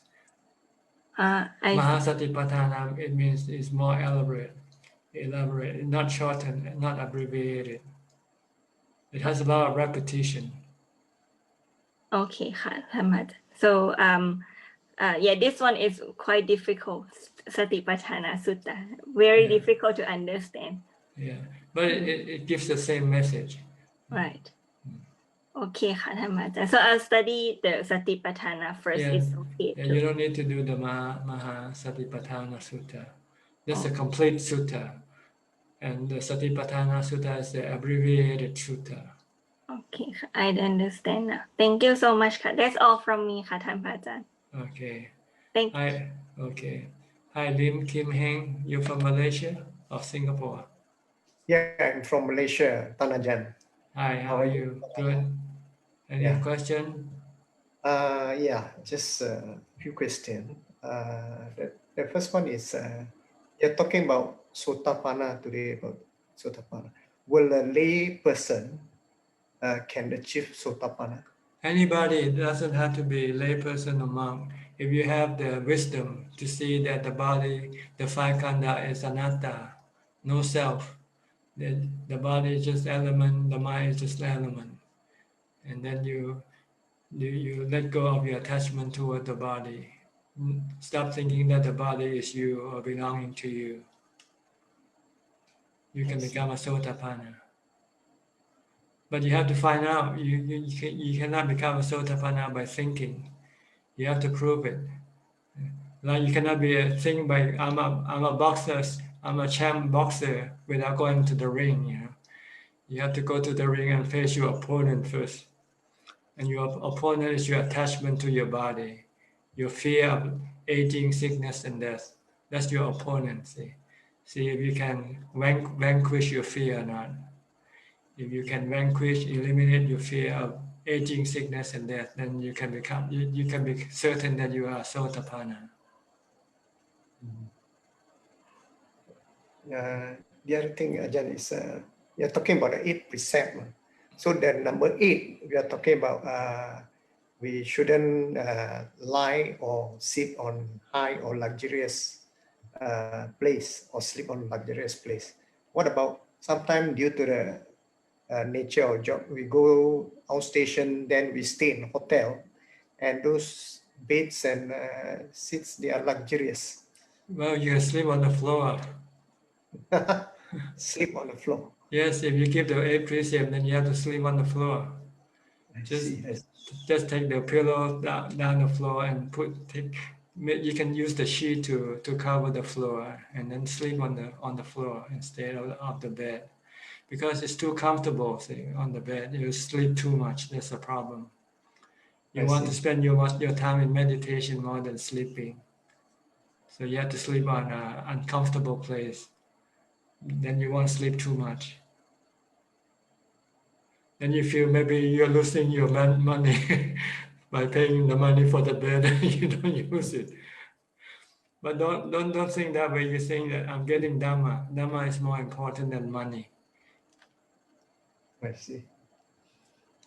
Then, Ajahn, the other thing is for a person, these two group of person. One person, let's say, he knows the precept very well and he knows the working of the karma very well, but he commit some unwholesome act. And another person who is ignorant of the working of the karma, and he also commit the same act. So between the two, who will have a more heavy karma? The same. It's the karma that you do. It's not the reason behind what you do. If you kill a person, it's the same, whether you know it's good karma or not. See, when you do bad karma, there are 4 reasons why you do bad karma behind that push you to do. Sometimes you do it out of ignorance. You don't know that this is bad karma. Like people who never studied Buddhism and they take the profession of killing animals for their livelihood. If they do this, the consequence of their action, when they die, they will be reborn as an animal. Because animals, they don't know when they kill for food. They think this is survival. They think this is something that's okay. Everybody has to do it. So you classify yourself as animal, not human, if you kill for your livelihood. If you kill because you want to get rich, then you become a hungry ghost when you die. If you kill because out of fear that somebody or something will hurt you, so you kill them first, then you become a scary ghost, a scary spirit. Yeah. And if you kill someone out of anger, out of revenge, then you will be in hell. So these are the 4 unwholesome state of existence, resulting from the 4 different reasons behind your bad karma. If you do bad karma because of ignorance, you become an animal. If you do bad karma out of greed, you become a hungry ghost, hungry spirit. If you do it out of fear, you become a fearful ghost, fearful spirit. And if you do it out of anger, then you become a hellish being. So this is the consequence of your bad karma. Not because you know it or not know it. If you don't know it, then when you do it, it depends on whether it's out of greed or out of survival, out of fear, out of anger. See? You do bad karma out due to these 4 reasons. Okay? Okay. Thank you, Ajahn. All right. Next, Belinda from Singapore. Hi, Belinda. How are you? How about you? Good, thank you. And you? Thank you. Good. Any question today? No questions today. No question. Just listening. Okay. Tomorrow is the Upasaka day. Yes, and you want to keep the precepts, practice dana, sila, and bhavana.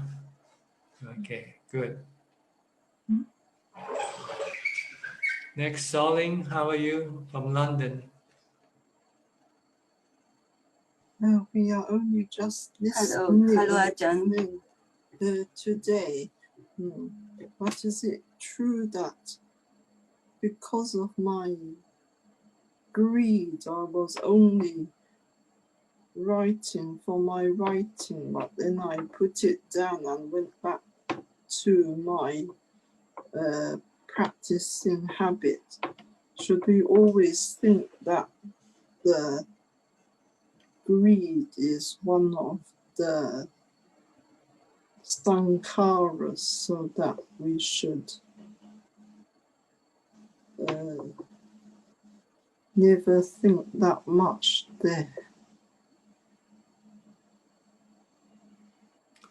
Greed is not sankhara. Greed is just a state of unsatisfied, dissatisfaction. That's what caused you to have greed. It's not sankhara, but greed uses sankhara to achieve its goal. You want something, you have to use sankhara. You have to think, how am I going to get this thing, get to this thing? So you use sankhara. Sankhara is just a tool, not greed itself. Greed is greed. It's a state of dissatisfaction or discontent, causing you to have greed.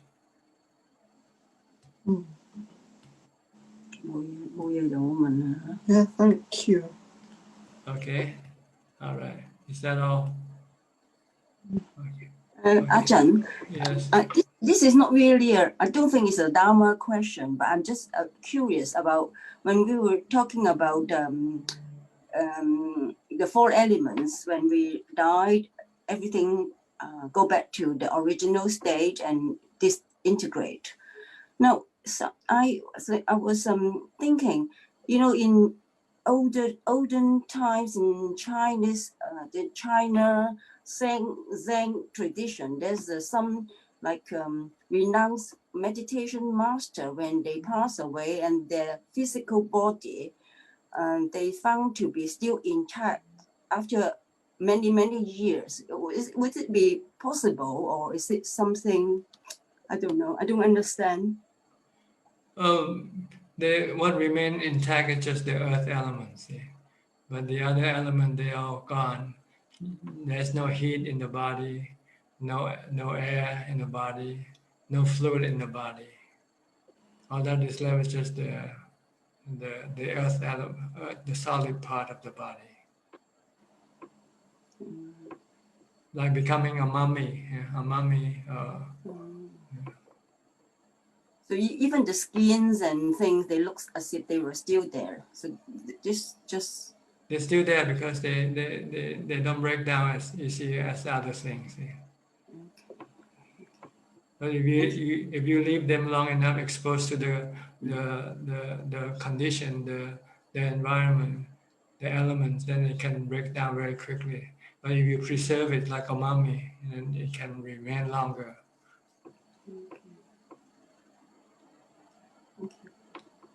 Thank you, Ajahn. Thank you. Hi, ST Fung. ST Fung, how are you? From Singapore. Hi. From Malaysia. Singapore. Good to see you, Ajahn. Okay, good. Yeah, just a question regarding the the different steps from the different level of consciousness. So after you manage to see your mind, and then you manage to be the all-knowing, the next step, do you let go of the all-knowing also? No, no, you don't let go of your knowing, because you cannot let go of the knowing, because the knowing is the one who's letting go. It has to let go of the other thing that it becomes attached to, see? Like your body. The knowing becomes attached to the body. And with wisdom, you will see that by being attached to the body is causing the knowing suffering. So you want to get rid of what is causing you suffering. It's your attachment to the body, your attachment to feelings, and your attachment to the states of mind, your emotions, your mental states of mind. You have to get rid of. You get rid of your attachment. You cannot get rid of them. They are there, but you don't have to react to them. Just merely know them for what they are. Good thought, good emotion, bad emotion, good feeling, bad feeling. Just know that they come and go, they keep changing. Just don't react to them, and your mind will be safe from suffering. So when you reach the knowing stage, we will keep to that level. You want to maintain that level by just being knowing. But sometimes when you come out of your meditation, your old habits still strong. You still want to react to things. So you use wisdom to teach the mind. Don't react, because everything is dukkha when you react. So you need, when you come out of meditation, then you need wisdom to do the work of keeping the mind from being attached to things. But when you meditate, you pull the mind out from attachment temporarily from the body and everything that connects to the body. But you have to come out of meditation. You cannot stay in meditation all the time. So when you come out, that's when you need to use wisdom, panya, anicca, dukkha, anatta, to remind your mind not to get attached to anything, because it means you are attaching yourself to suffering, to dukkha. Okay? Okay, thank you, Ajahn. All right. Let me go to Valerie. I'm not sure whether she can talk or not, because she has her picture is not moving. Not moving. I think And it she freezes. has no mind. Yeah, it freezes. I think, Valerie, if you can hear us, you have to reconnect. You have to. You're moving, but can you talk? Can you say something? Can you say something so we can know whether we can hear you or not? Where are you from? See, your sound is not coming through. You have to allow the computer, when you connect to the program, to use the computer audio.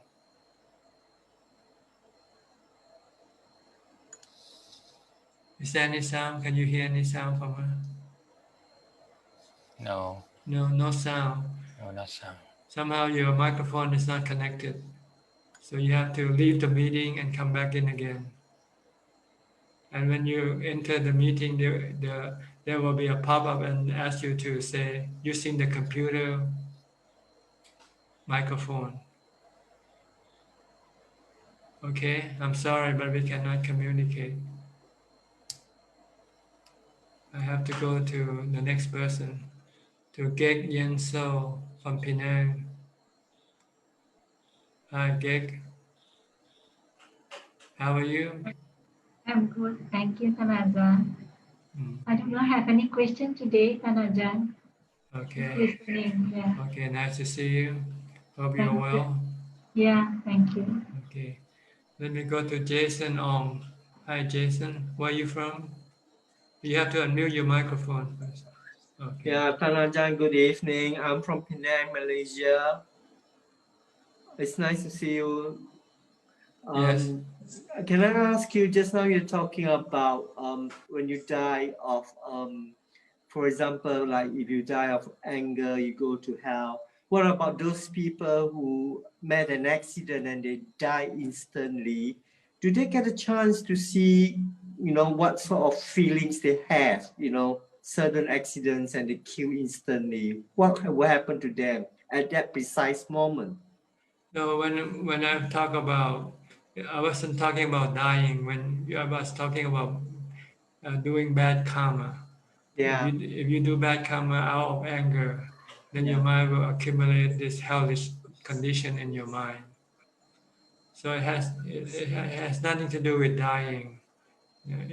I'm talking about when you're still alive.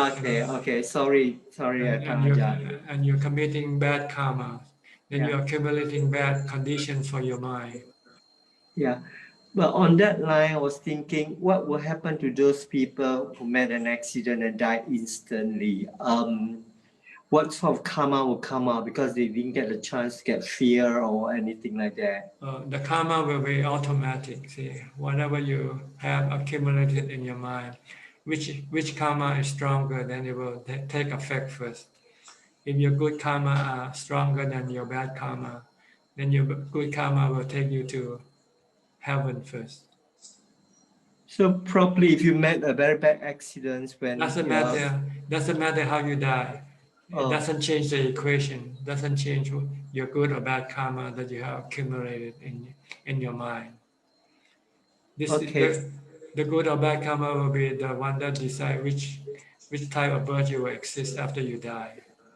But see what happened if a car coming, knock you off, you see the fear. The fear is there. So scared to see the car coming against you. Yeah, but you didn't do any bad karma. See. Okay. Thank you, Tanajan. Thank you. I understand. All right. No more question. Thank you. Okay. Thank you for your question. Thank you for joining us. Thank you. Okay. Let me say hello to Kim LNG from Singapore. Hi. Please unmute your microphone, Kim. Can you hear me? You have to unmute your microphone. Okay. You can speak now. Good evening, Ajahn. I find that when I'm meditating, my mind it goes off. It wanders away very fast. How do I help? You have to keep reciting a mantra. That way you will bring your mind back. If you don't recite mantra, at least you have to keep watching your breath. You have to have something to anchor your mind with. Without it, then your mind will go away very quickly. So before you can meditate, you should develop more mindfulness first, more reciting of the mantra, or focus on what you do. And then when you sit and meditate, then you will have strong mindfulness to keep your mind with your meditation and not to go away to someplace else. Okay. All right. Thank you. Yes. Okay. Thank you. All right. I think that's about. Is this all the people we have that appears on the screen? Yes. We have question from Facebook. Okay. Kunla, please go ahead with your question. Yes, there are 4 questions from Facebook,ท่านอาจารย์ The first question from Po Liang Soon. What kind craving is considered to be bad karma? Well, cravings that cause you suffering is bad cravings. Like cravings for sensual objects, sensual pleasure, craving for being and craving for not being. Craving for being is like want to be rich, want to be famous, want to be a star, want to be a prime minister. This can cause a lot of dukkha in your mind. And craving for not being also can cause you dukkha or suffering. You don't want to get old, don't want to get sick. This is craving for not being. Craving for not being old, being sick, being dead, or being poor, being nobody, being a servant. You don't want to be these things. If you have crave for this thing and when you happen to be, then it can cause you suffering. So you don't want to have this type of craving. You want to have the good craving to give dana, craving to keep the precept, craving to meditate. This type of craving will lead you to happiness, no suffering. Okay. Yes. Next question from Si Mei.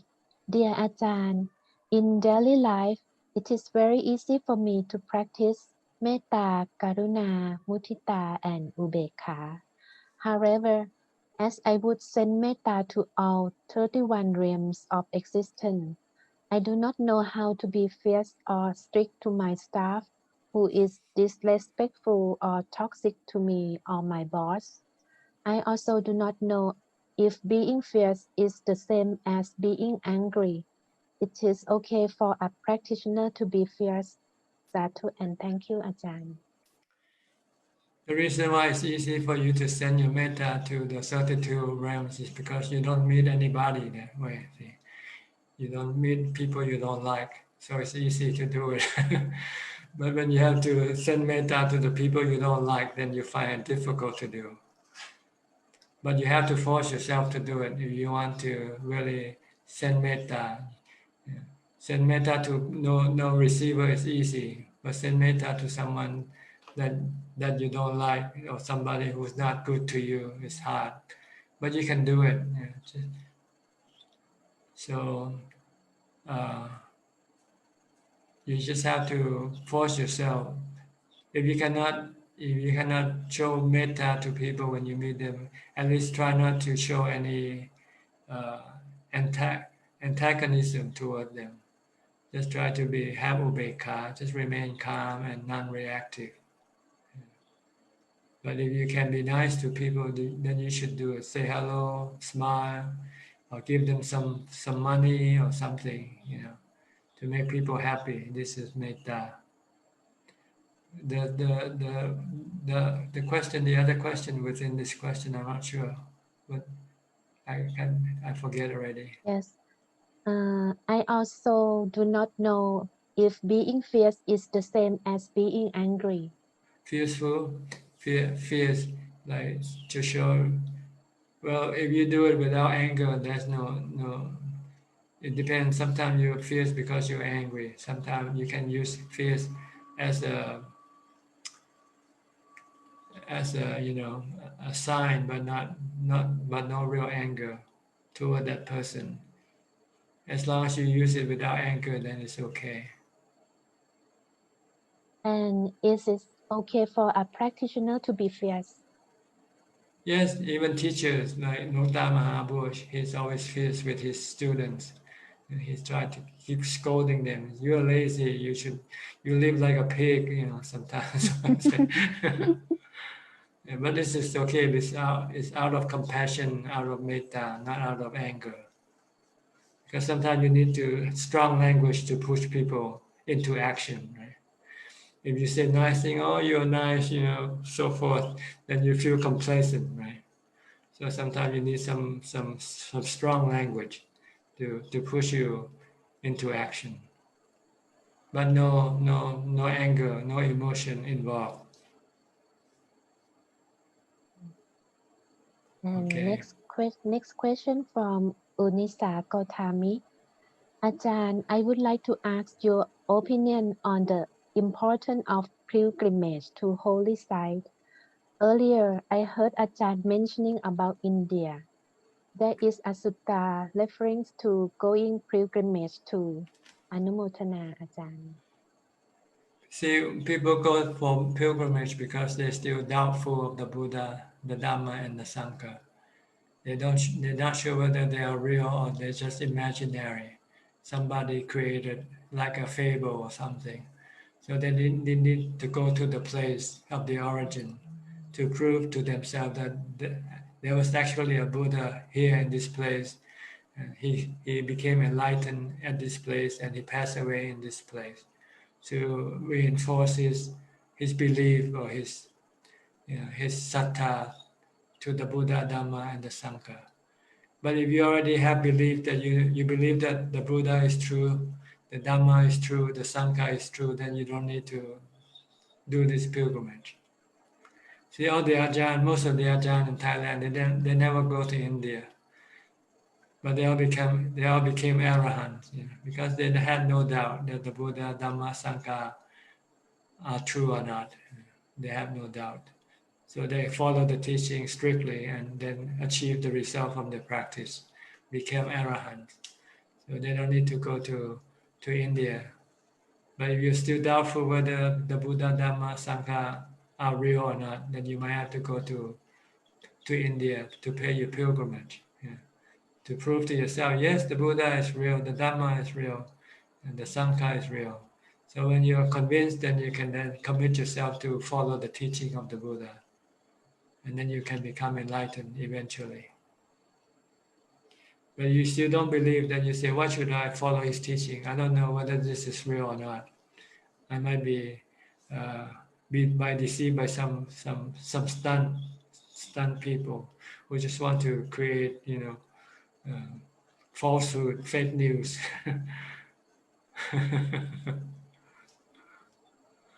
So you need proof of the Buddha, the Dhamma, and Sangha. So sometimes you have to go to India for that.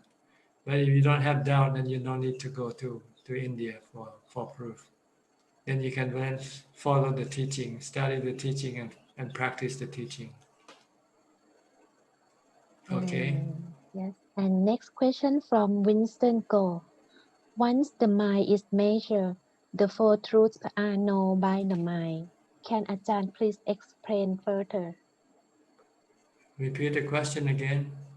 Once the mind is measured, the four truths are known by the mind. Can Ajahn please explain further?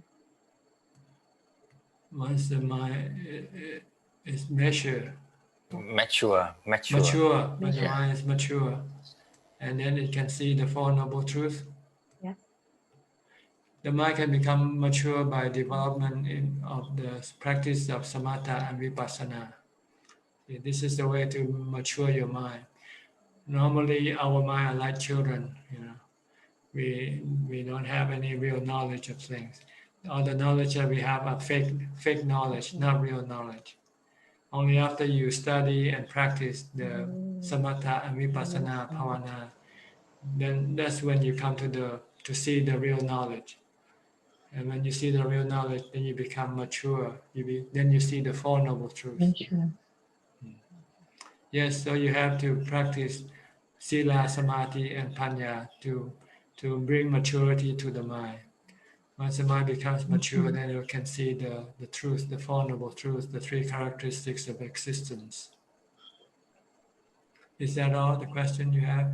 Yes, we have more questions. Okay, The next question from Willing to Ajahn, I want to ask about nimitta because I never heard from Ajahn about this subject. Is that a requirement before we enter samadhi or jhana? See, there are two types of nimitta. Nimitta are visual or something, mental objects that arise in your meditation. If you do have this visual or other mental objects arising while you meditate, these are usually created by your mind. When your mind is not mindful enough, not strong focus on your meditation object, sometimes you have this visual of yourself floating or expanding or contracting or any other types of objects that arise in your meditation. So these are distractions. That's why I don't mention about it. Then there are this visual vision that is real. This is only when you get into upachara samadhi. When you go past the appana samadhi, you first have to have appana samadhi, fourth jhana. And from the fourth jhana, then you can then go into this upachara level, in which then you come into contact with spiritual beings. You can call this also nimitta, images. So, and they are not important because they can distract you and they can mislead you out of the way of the Noble Eightfold Path. So I try not to talk about this thing. And if you should come to experience them, you should ignore them and should bring your mind back to your meditation object to get your mind into jhana. where it becomes empty and nothing, except ubekha and knowing. And next question from Ku Chi Long.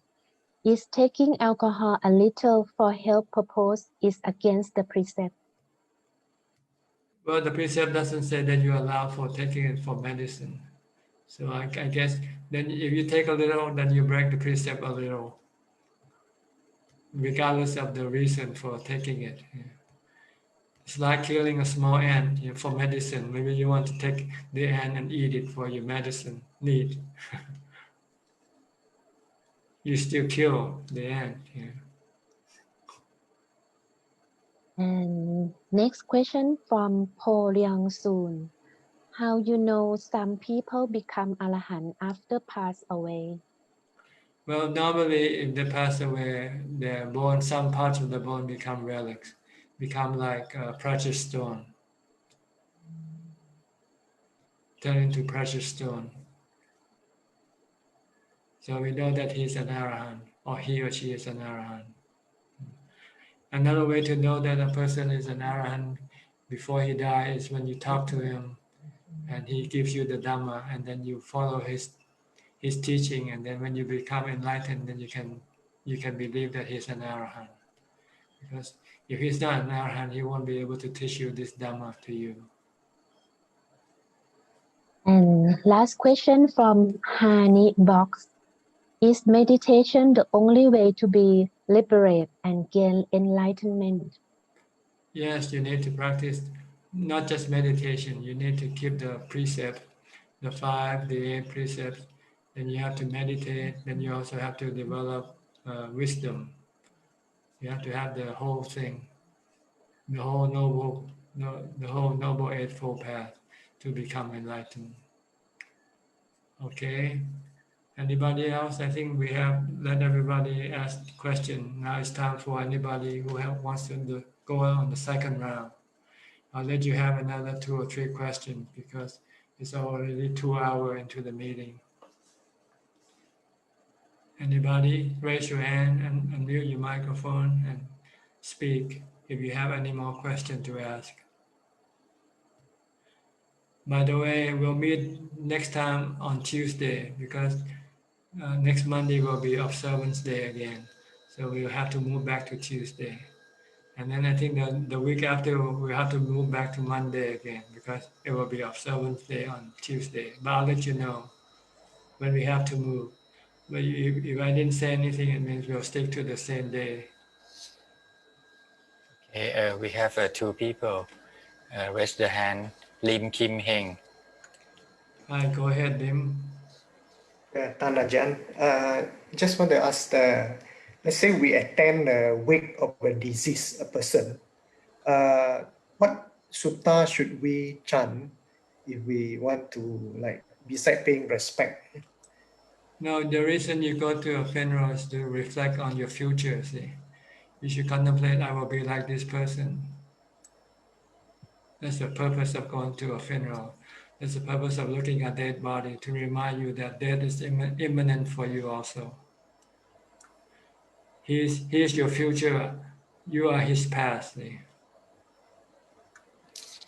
You want to go for wisdom, nothing else. In Buddhism, the goal is to have wisdom from whatever you do. Okay. Okay. Respect. You go and show respect. You say nice thing to the family. Say, sorry. Hope he goes to heaven and so forth. But the real purpose is to see your future, to remind yourself of your future. Okay. Okay. Thank you. All right. Okay, Mudita, you're next. Thank you so much, Kapachan. I have a question regarding Upajara Samadhi and Appana Samadhi. Because I have read in the biography of Ajahn Man that when he will come back to Upajara Samadhi to contemplate using Panya. Is that right? Because Appana Samadhi is so peaceful that you cannot contemplate, but you have to be in Upajara Samadhi to contemplate, to use wisdom to I'm not sure whether that's the real the right understanding.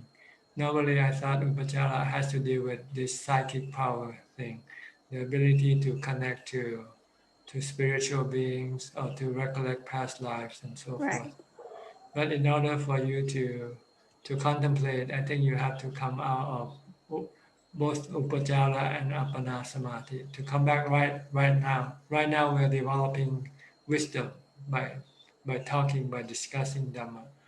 But if you're alone, then you have to discuss alone by yourself, by contemplating on aging, sickness, and death, for instance. So when you develop wisdom, you have to come out of all the samadhi. You don't do it in the samadhi. Okay ค่ะท่านพระอาจารย์Kanika samadhi is like you enter samadhi but not stable. Is that correct? Briefly, Kanika, just for a few seconds. Maybe like I'm chanting Buddho for a few seconds and then I think of other things. Is this Kanika samadhi? No. You have to enter the fourth jhana, but you cannot. But you don't remain there for long. Just briefly. I see ค่ะ Thank you. That's all from me ค่ะ Thank you so much ค่ะท่านพระอาจารย์ Okay. Yes. Jason, you want to speak? Unmute your microphone. Okay. Thank you, ahead. Ajahn. May I know, do you conduct Dhamma classes or talk rather besides Q&A, please? No, I give Dhamma talks, but it's usually in Thai, not in English. And then they will be translated into English and published in book form. So you can read some of my books. Yes, I did read some of your books. Very good. Thank you very much. Much appreciate. Grateful. Thank you. All right. I think we have reached the end of the line. I hope. Sadhu. Okay. Thank you for participating. Don't forget, next week will be Tuesday. Ajahn, December the 8th. Yes, Ajahn, we have a question from Facebook left 5 questions. We have to go for the next time. Okay, I'm sorry. Okay. I'm quite tired now. And everybody is saying goodbye already, so we just have to be. Well, thank you. Thank you very much. Hope you are happy. Thank you. Hope you stay healthy and safe from the virus. And we'll meet again next time. Goodbye. Thank you. Sadhu. Sadhu, sadhu. Thank you. Thank you ท่านอาจารย์ Help me. Thanks, Thank you ท่าน lah. อาจารย์ Thank you admin อาจารย์ Thank you